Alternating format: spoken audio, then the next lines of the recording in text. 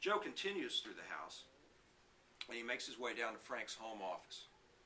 Big, plush, nice office there at the front of the house. Big old picture window that's still open. You know, the drapes, the cops left the drapes pulled back, but everything's still dark. Everything's dark, shady, with moonlight coming through the window. Pike sits at the desk, and he just wants to feel it. He wants to get a sense of what Frank felt when Frank was sitting at the desk. He wants to get a sense of what this house was like when it was filled with life. And Frank and Cindy were alive and talking and moving and holding each other, and those kids were running and screaming. He wants to feel what Frank's life was like. While he's sitting there, his cell phone rings. It's John Stone. Now, John doesn't know where Pike is. John's been out making those inquiries, finding out some information, and now he's just wanting to report to Joe. So he calls Joe. And this is what happens while they're on the phone.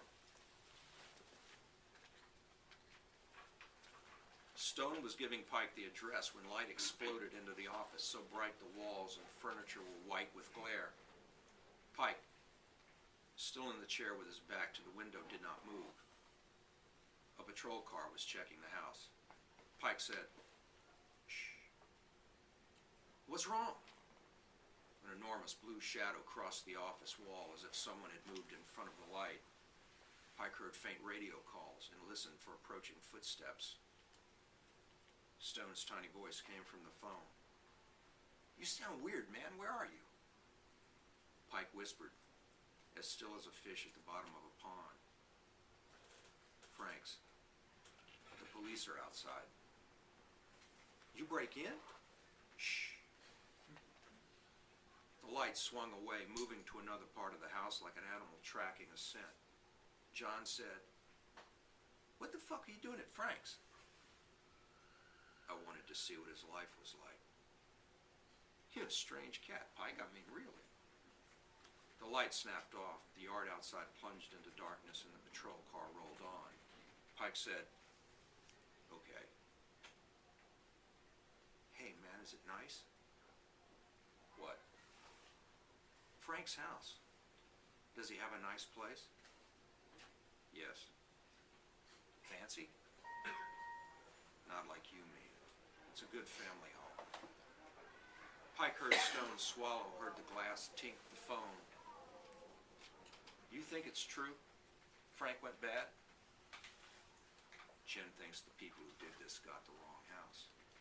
"Like what? They got confused about which house they wanted to rob?" "It happens." "Well, what do you think?" "Doesn't matter to me if they got it wrong." No, I guess it surely doesn't. Stone made a deep sigh. Pike thought it might have been a sob, but then Stone had another sip of whatever he was sipping and went on. "Assholes like this. They go in these houses, right house, wrong house, murder people like they were nothing, probably sleep like a baby after it's over. How many times have they done this?" Frank was a 7. "You see, this is my point. 6 times before they got away clean. Murdered some poor bastard and there have been no consequences. Hence, these people do not fear the dead. They love the dead, Joe, because the dead, and I apologize if my assessment here seems harsh, but the dead have not been effective when it comes to consequence and retribution." Pike said, "What are you drinking?" "I'm drinking scotch in honor of our friend Frank. I would rather rip off a 21-gun salute out in the backyard, but my neighbors prefer the drinking." What was I saying? Consequence and retribution.